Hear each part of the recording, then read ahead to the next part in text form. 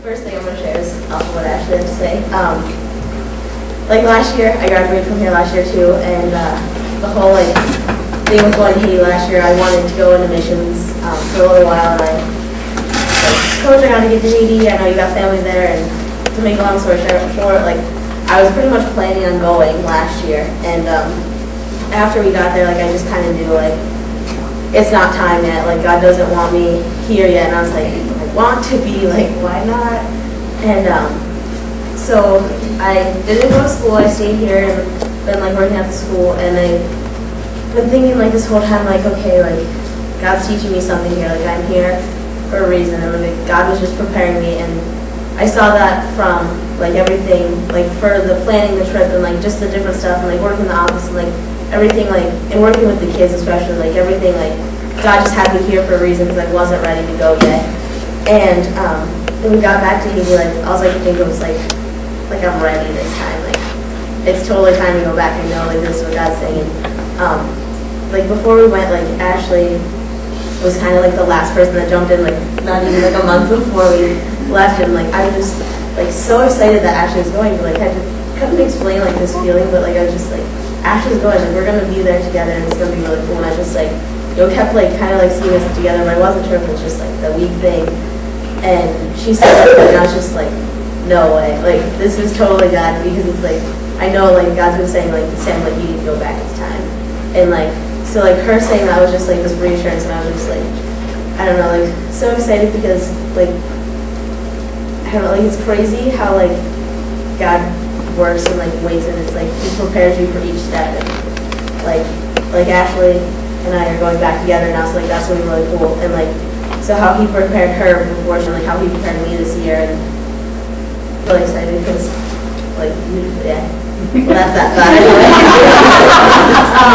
And then the second thing I want to share was just so there's this little boy, Gabby. A lot of you have heard the story of him. He's this little boy, I can't ladder. I don't know, we just had that connection. He didn't speak a whole lot of English, but we just always spent time together, and leaving was the hardest. All these thoughts going in, it is gonna be so awesome with each other again. I can't wait to run up and give him a hug or whatever.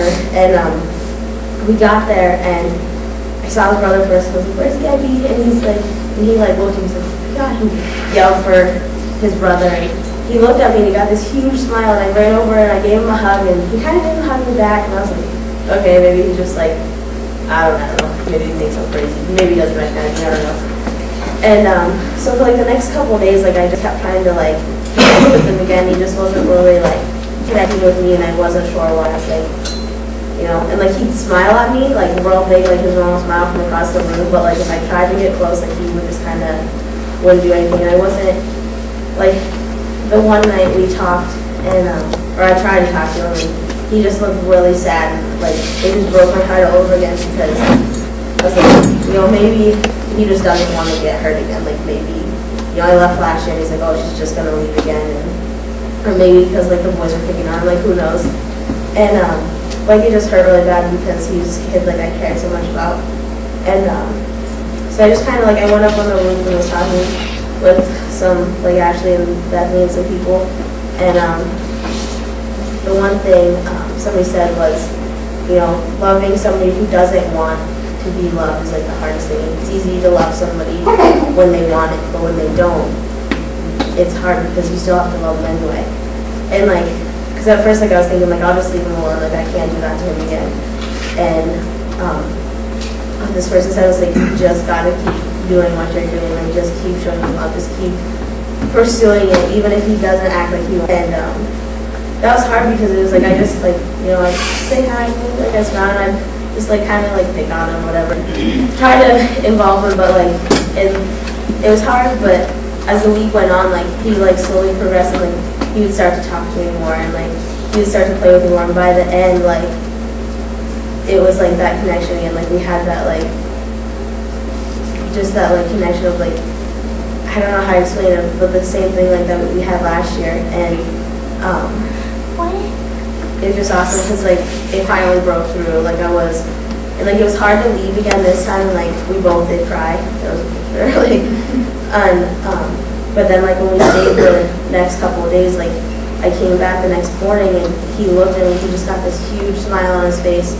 And then this time I told him, I was like, I'm only staying for a couple more days, like I still have to leave. And he's like, okay. And those 3 days, like he was just so like close, like, you know, like we played soccer together, we were always together again. And it was just like, the next time I had to leave, I was like, I have to leave tomorrow morning. He's like, okay, like he was sad and I gave him a hug and everything. But like it was different. I don't know, like maybe because this time, like, yeah, because this time, like, he knew, like, maybe the meaning of, like, loving somebody and not, like, he knew, like, I cared and it wasn't like I was just gonna leave again. And so I guess, like, the love never fails. Like, even when it's hard, like, you gotta keep pushing it. Like, it's gonna find, like, maybe it'll break through, maybe you won't see a breakthrough, but, like, you just gotta keep pushing through because it's not gonna fail. Like, love never fails.